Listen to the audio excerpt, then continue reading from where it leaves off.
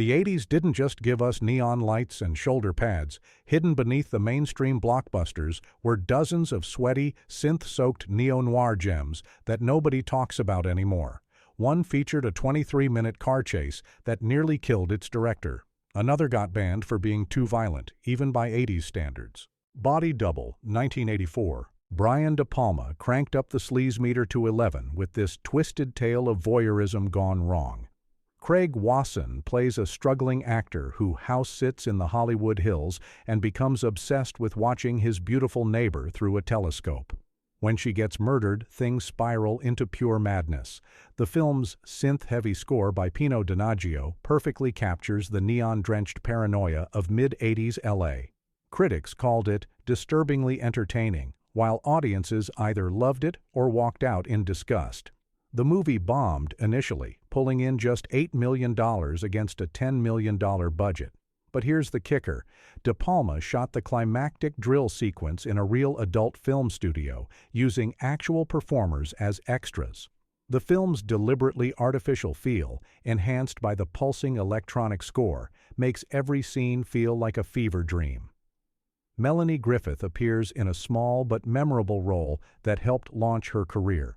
Years later, Quentin Tarantino called it De Palma at his most unapologetically sleazy. The soundtrack mixes Donaggio's orchestral synth work with period-appropriate new wave tracks that scream 1984. Body Double flopped because it was too weird for mainstream audiences but too polished for exploitation fans. Today, it's recognized as a twisted masterpiece of 80s excess. Against All Odds, 1984. This remake of the 1947 noir classic Out of the Past transplanted classic femme fatale tropes to sun-soaked 1980s Los Angeles and Mexico. Jeff Bridges plays a washed-up football player hired to track down his boss's girlfriend, played by Rachel Ward. What starts as a simple missing person case becomes a deadly game of betrayal and murder. The film's biggest asset isn't its convoluted plot, but its absolutely stunning soundtrack. Phil Collins' title track became a massive hit, reaching #1 on the Billboard Hot 100. But the real gem is the score by Michel Colombier and Larry Carlton, which blends smooth jazz with synthesizer work that perfectly captures the film's sultry atmosphere. The movie was shot on location in Cozumel, Mexico, and the tropical setting gives it a unique flavor among 80s noirs. Ward's performance as the classic femme fatale is seductive and dangerous, while Bridges brings his usual effortless charm to the role of the doomed protagonist. The film made $25 million worldwide, decent numbers for a mid-budget thriller. Critics were mixed, with many praising the performances while criticizing the overly complex plot. Director Taylor Hackford, fresh off An Officer and a Gentleman, crafted a visually striking film that uses its exotic locations and killer soundtrack to elevate familiar noir material. 8 Million Ways to Die, 1986. Hal Ashby's final film was a troubled production that nearly destroyed his career, but it produced one of the most underrated neo-noir soundtracks of the decade. Jeff Bridges plays an alcoholic ex-cop who gets pulled into LA's criminal underworld while trying to help a call girl escape her pimp. The movie was plagued by studio interference, with producer Dino De Laurentiis reportedly firing Ashby during post-production and re-editing the film without his input. The result is a messy but fascinating glimpse into 80s LA noir. James Newton Howard's electronic score is absolutely killer, mixing dark ambient textures with pulsing synth rhythms that perfectly capture the film's seedy atmosphere. The soundtrack also features contributions from several new wave and rock artists of the era. Despite its troubled production, the film features strong performances from Bridges and Rosanna Arquette as the endangered call girl. The movie bombed at the box office, earning just $1.3 million against a $10 million budget. Critics savaged it, but some praised Bridges' committed performance as the self-destructive protagonist. Andy Garcia appears in an early role as the main villain, bringing real menace to his scenes. The film's depiction of 1980s LA's drug underworld feels authentic and gritty. Years later, film scholars have recognized it as an interesting failure, that showcases Ashby's visual style despite the production chaos. Year of the Dragon, 1985. Michael Cimino followed up his career-killing Heaven's Gate with this explosive crime thriller starring Mickey Rourke as a racist New York cop investigating Chinatown's drug trade. The film was immediately controversial for its stereotypical portrayal of Asian characters, but it's also a visually stunning piece of 80s noir filmmaking. The soundtrack, composed by David Mansfield, blends traditional Chinese instruments with synthesizers to create an unique sonic landscape. The film's opening sequence, set to pulsing electronic music, remains one of the most viscerally exciting action scenes of the decade. Rourke gives a powerhouse performance as Stanley White, a Vietnam veteran whose investigation becomes increasingly personal and violent. The film was shot on location in New York's actual Chinatown, giving it an authentic urban grit. Critics were divided, with many praising the technical filmmaking while condemning the script's racial insensitivity. The movie made $18.7 million worldwide, a disappointment that further damaged Cimino's reputation. The violence is brutal and realistic, with Cimino staging several memorable shootouts in cramped urban locations.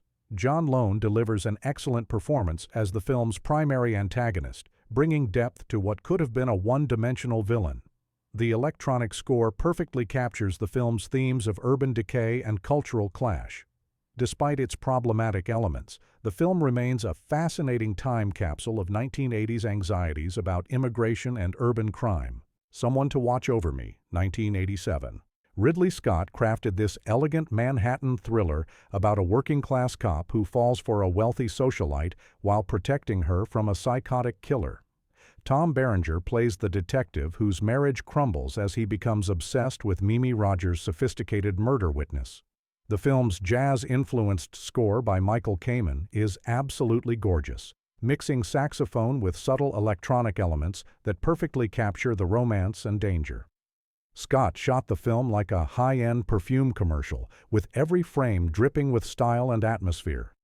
The contrast between Berenger's blue-collar Queens home and Rogers' upscale Manhattan apartment becomes a central visual metaphor. Lorraine Bracco delivers a heartbreaking performance as the neglected wife who watches her marriage dissolve. The film made $10.1 million domestically, a disappointment for Scott coming off Aliens. Critics praised the visual style, but found the story predictable and overly familiar. The killer, played by Andreas Katsoulas, is genuinely terrifying in his few scenes, bringing real menace to the proceedings. The movie's depiction of class differences in 1980s New York feels authentic and lived in. The title track, sung by Roberta Flack, became a minor hit and perfectly captures the film's romantic mood. Despite its commercial failure, the film showcases Scott's incredible visual sense and features some of the most beautiful cinematography in 80s cinema. The electronic elements in Kamen's score give the classical jazz foundation a distinctly 80s feel. The Morning After, 1986. Sidney Lumet directed this alcoholic nightmare starring Jane Fonda as a blackout-prone actress who wakes up next to a dead body with no memory of the previous night. Jeff Bridges plays the sympathetic stranger who helps her piece together the mystery while dodging both cops and killers. The film's moody score by Paul Chihara mixes orchestral elements with subtle synthesizer work that perfectly captures Fonda's disorientation and paranoia. Fonda earned an Oscar nomination for her raw, fearless performance as an aging performer whose life has spiraled completely out of control. The film was shot on location in Los Angeles, with Lumet using the city's harsh sunlight to create a sense of nowhere to hide. Bridges brings his usual warmth to the role of the mysterious Good Samaritan, but keeps the character ambiguous enough to maintain suspense. Raul Julia appears as Fonda's estranged husband, delivering a typically charismatic performance in a relatively small role. The movie made $25.1 million worldwide, respectable numbers for an adult-oriented thriller. Critics praised Fonda's performance while noting the film's familiar plot structure. The electronic music elements give the score a distinctly 80s flavor while maintaining the noir atmosphere. The film's exploration of alcoholism and memory loss feels ahead of its time. Lumet's direction keeps the focus on character development rather than cheap thrills. The movie's depiction of Hollywood's seedy underbelly feels authentic and unglamorous. Black Rain, 1989. Ridley Scott's neon-soaked Yakuza thriller transported American cops Michael Douglas and Andy Garcia to the criminal underworld of Osaka, Japan. When they lose a Japanese prisoner in New York, they must travel to Japan to recapture him and clear their names. Hans Zimmer's pulsing electronic score is pure 80s gold, mixing traditional Japanese instruments with cutting-edge synthesizers to create something completely unique. The film cost $30 million and made $134.2 million worldwide, proving audiences loved Scott's stylized vision of Japanese crime. Douglas delivers one of his most intense performances as a dirty cop trying to survive in a foreign culture where he doesn't understand the rules. The film was shot on location in Osaka, with Scott using the city's neon-lit streets and rain-soaked alleys to create a cyberpunk-influenced atmosphere. Garcia provides excellent support as Douglas's by-the-book partner who becomes increasingly horrified by his colleagues' methods. The Yakuza villains, led by Yusaku Matsuda in his final role, are genuinely menacing and bring real cultural authenticity to their performances. Critics were divided, with many praising the visual style while criticizing the plot's familiar beats. The film's depiction of Japanese culture walks a fine line between respect and exploitation. Zimmer's score incorporates traditional taiko drums and shamisen with state-of-the-art synthesizers. The movie features some of the most spectacular motorcycle chase sequences ever filmed. The electronic music perfectly captures the culture clash at the film's center. Nighthawks, 1981. Sylvester Stallone traded his boxing gloves for a detective badge in this gritty urban thriller about two NYPD cops hunting a European terrorist through the mean streets of Manhattan. Billy D. Williams co-stars as Stallone's partner in this cat-and-mouse game with Rutger Hauer's chilling international killer. Keith Emerson's electronic score perfectly captures the paranoid atmosphere of early 80s New York, mixing synthesizers with urban percussion to create genuine tension. The film was shot on location throughout Manhattan, with director Bruce Malmuth using the city's subway system and crowded streets to show how terrorists can hide in plain sight.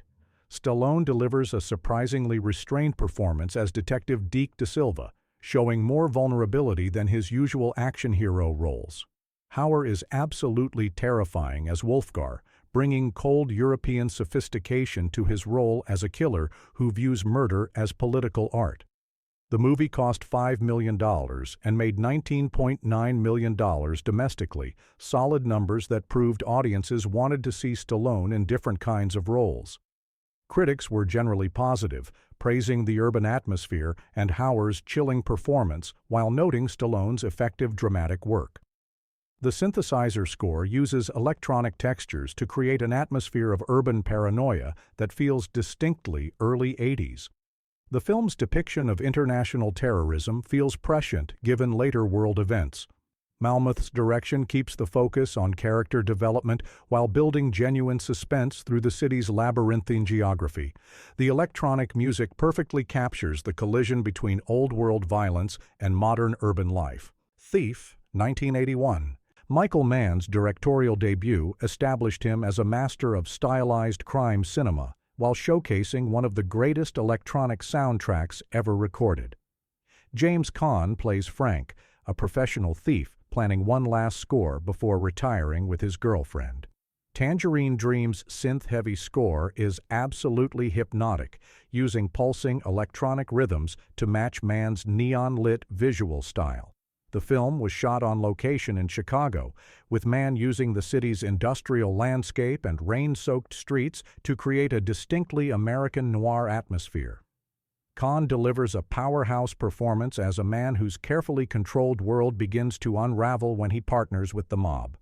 The movie's 20-minute opening heist sequence, set to Tangerine Dream's Diamond Diary, is a masterclass in tension and technique. Tuesday Weld provides excellent support as Frank's girlfriend, bringing depth to what could have been a standard mall role. The film cost $5.5 million and made $11.5 million worldwide, respectable numbers that established Mann as a filmmaker to watch. Critics praised the visual style and performances while noting the film's deliberate pacing. The electronic score perfectly captures Frank's mechanical precision and emotional isolation. Willie Nelson appears in a small but memorable role as Frank's mentor, bringing gravitas to his brief scenes. The film's exploration of professionalism and loyalty feels timeless despite its distinctly 80s aesthetic. Tangerine Dream's music makes every scene pulse with barely contained energy. The movie's influence can be seen in everything from Drive to Heat to Live and Die in L.A., 1985. William Friedkin's return to form after The Exorcist gave us one of the most visceral action thrillers of the decade, complete with a Wang Chung soundtrack that defined mid-80s cool. William Peterson plays a reckless Secret Service agent obsessing over catching counterfeiter Willem Dafoe after his partner gets killed. The film's electronic score, featuring Wang Chung's To Live and Die in L.A. and other synth-pop tracks, perfectly captures the movie's sun-baked L.A. atmosphere. Friedkin shot the film like a documentary, using handheld cameras and natural lighting to create an immediate, gritty feel. The movie's famous car chase sequence, filmed against traffic on a Los Angeles freeway, remains one of the most dangerous stunts ever attempted. Peterson delivers an intense performance as an agent whose quest for justice becomes increasingly personal and destructive. Dafoe is absolutely chilling as the sophisticated counterfeiter who views killing as just another business expense. The film made $17.3 million domestically, a disappointment that didn't reflect its long-term influence. Critics were divided, with many praising the technical filmmaking while finding the characters unsympathetic. The electronic music gives the traditional crime story a distinctly contemporary edge. John Turturro appears in an early role as one of Dafoe's associates, bringing his usual intensity to the proceedings. The film's depiction of federal law enforcement feels authentic and unglamorous. Wang Chung's contribution to the soundtrack helped define the sound of mid-80s action cinema. Q&A, 1990. Sidney Lumet's corrupt cop drama featured Nick Nolte as a racist detective and Timothy Hutton as the idealistic prosecutor trying to bring him down, all set to a killer jazz-funk score. The film explores police corruption and racial tension in New York City with Lumet's trademark unflinching honesty. Ruben Blades composed and performed much of the film's music, blending Latin rhythms with contemporary R&B and electronic elements. Nolte delivers one of his most powerful performances as Mike Brennan, a veteran cop whose racism and corruption have festered for decades. Hutton provides the moral center as Assistant DA Al Riley, whose investigation uncovers a conspiracy that reaches the highest levels of city government. The film was shot on location in New York, with Lumet using the city's diverse neighborhoods to explore themes of racial and class conflict. Armand Assante delivers an excellent supporting performance as a Puerto Rican drug dealer caught between competing power structures. The movie made $10.4 million domestically, a disappointment that reflected audiences' discomfort with its harsh subject matter. Critics praised the performances and direction while noting the film's uncompromising portrayal of institutional racism. The Latin-influenced electronic score perfectly captures the film's multicultural urban setting. The movie's exploration of police brutality and corruption feels particularly relevant today. Lumet's direction maintains focus on character development while building genuine suspense. The music blends traditional Latin instruments with synthesizers to create something uniquely 80s. Manhunter, 1986. Michael Mann adapted Thomas Harris's Red Dragon into this stylish thriller featuring the first film appearance of Hannibal Lecter, played with chilling restraint by Brian Cox. William Peterson plays FBI profiler Will Graham, who comes out of retirement to catch a serial killer dubbed the Tooth Fairy. The film's electronic score by the Reds and Michelle Rubini perfectly captures Mann's neon-lit vision of contemporary horror. Mann shot the film with his trademark attention to visual detail, using color and lighting to create an atmosphere of dread and beauty. Peterson delivers an intense performance as a man whose ability to think like killers has left him psychologically damaged. Cox brings intellectual menace to Hannibal Lecter, creating a more subtle and arguably more terrifying version than Anthony Hopkins' later interpretation. Tom Noonan is absolutely chilling as the Tooth Fairy, bringing genuine psychological complexity to what could have been a standard monster role. The film made $8.6 million domestically, a commercial disappointment that didn't reflect its artistic achievement. Critics were generally positive, praising Mann's visual style and the strong performances. The synthesizer score uses atmospheric textures to create genuine unease without overwhelming the drama. The movie's exploration of criminal psychology feels ahead of its time. Mann's use of architecture and interior design becomes a crucial element in building atmosphere. The electronic music perfectly complements the film's themes of technology and human nature colliding. Streets of Fire, 1984. Walter Hill's rock and roll fable combined elements of westerns, musicals, and noir into something completely unique, featuring one of the most distinctive soundtracks of the decade. Michael Paré plays a soldier of fortune who returns to his hometown to rescue his ex-girlfriend, a rock star kidnapped by a motorcycle gang.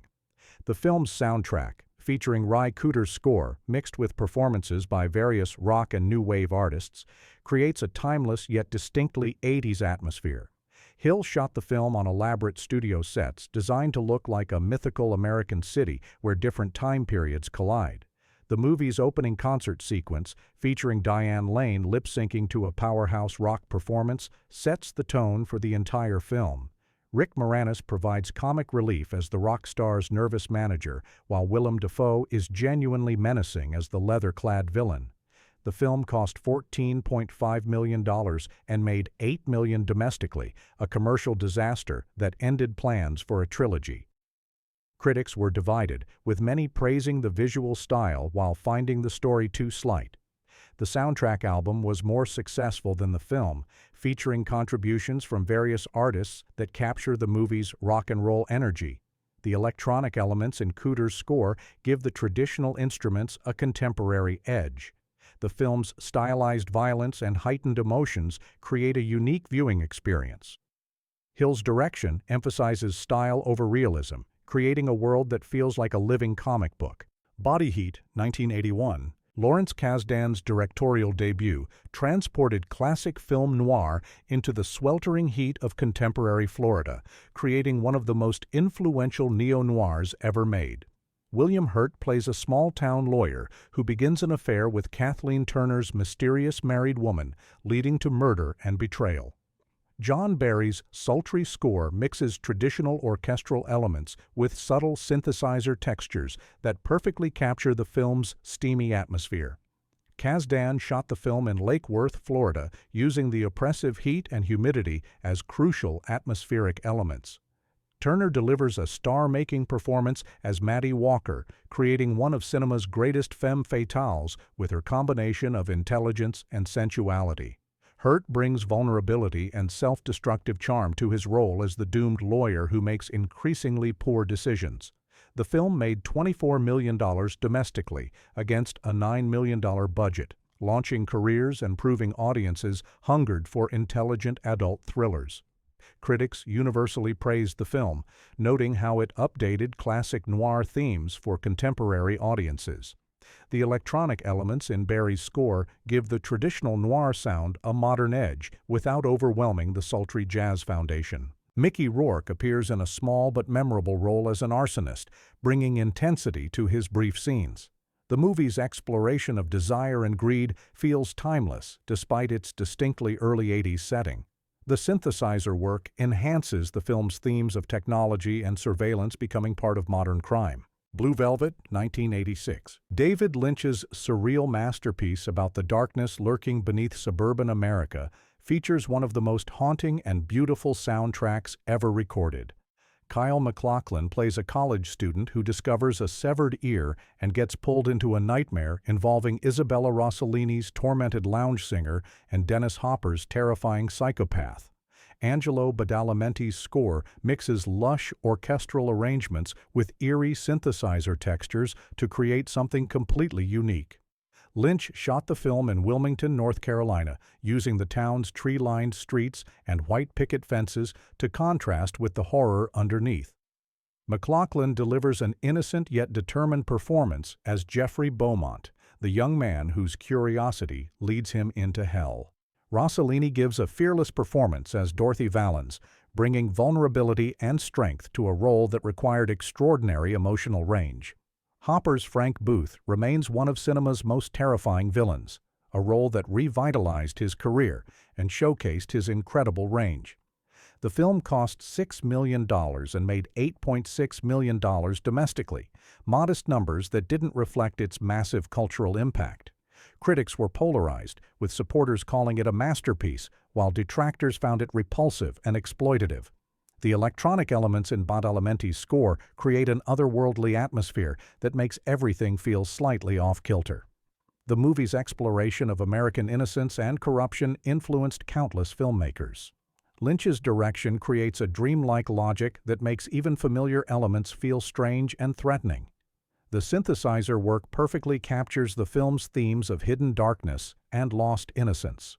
Which of these synth-soaked nightmares deserves to be rescued from obscurity? Drop your picks in the comments and tell us which 80s noir soundtrack still gives you chills. Here's the real question, though. In an era of generic orchestral scores and temp tracks, why did Hollywood abandon the experimental electronic sounds that made these films so damn unforgettable?